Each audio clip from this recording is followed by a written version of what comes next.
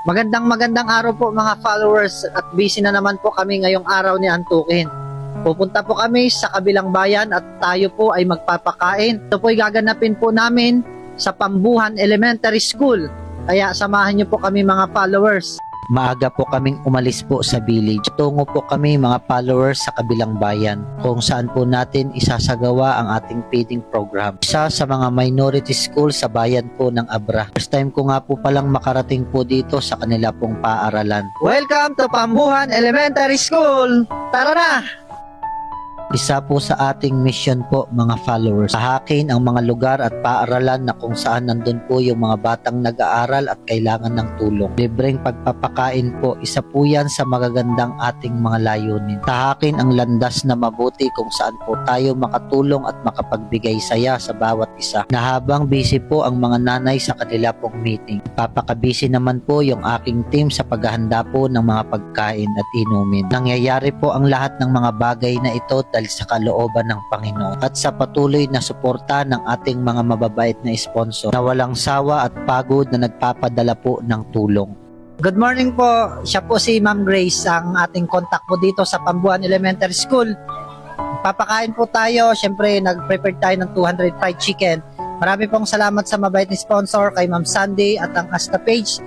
God bless po. Sa pagtatapos po ng klase sa taong 2026, papakain po tayo sa 200 katao po dito sa Pambuhan Elementary School. Mga nanay, mga tatay at mga mag-aaral. Tulong po natin sa ating paghahanda ang mga masisipag na mga guro. Nang mailatag na po namin ang fried chicken, kanin at mga iba pang mga gamit, tay-utay na pong pinalabas ang mga mag-aaral simula grade 1 hanggang grade 6. Meron pong kaayusan, disiplina ang mga mag-aaral po dito. Po ay gabay po ng mga teacher po dito sa Pambuhan Elementary School. Pinapila po nila ng ayos at ang bawat estudyante ay nakikinig at may disiplina. Marunong makinig sa kanilang guro. Welcome to Pambuhan Elementary School!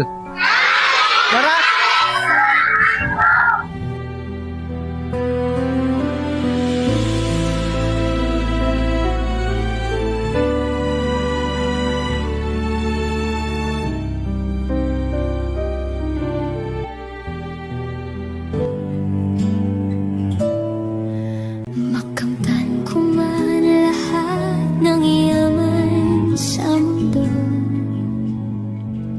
Makamit ko man pangarap at mithin ang puso ko.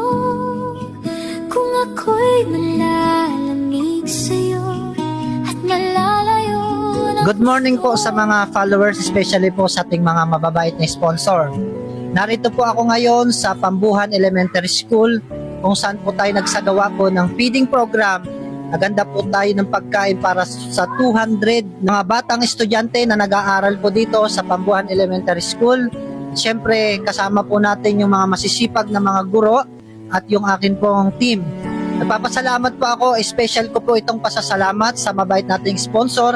Nangyari po ang lahat pong ito dahil po sa inyo pong suporta.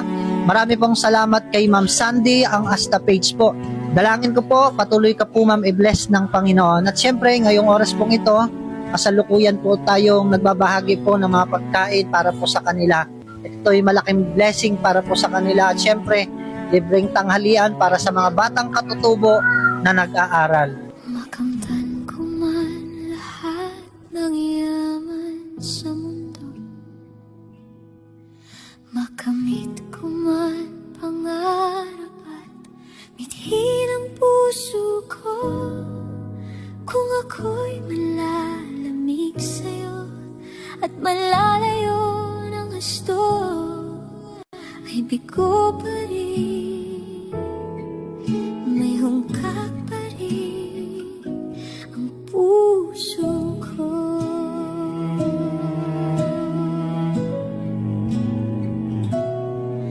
Makamtan ko man lahat. Ako po si Ginang Lobelia Manzano, na school head po ng Pambuhan Minority School dito po sa Abra de Ilog, Occidental Mindoro. Nagpapasalamat po ako dahil po lalong-lalo na sa ating sponsor, ang Ma'am Sandy. Malaking tulong po ito sa aming mga bata dahil sila, isa sa mga advokasya din namin na kailangan sila ay mapapakain para araw-araw sila ay papasok.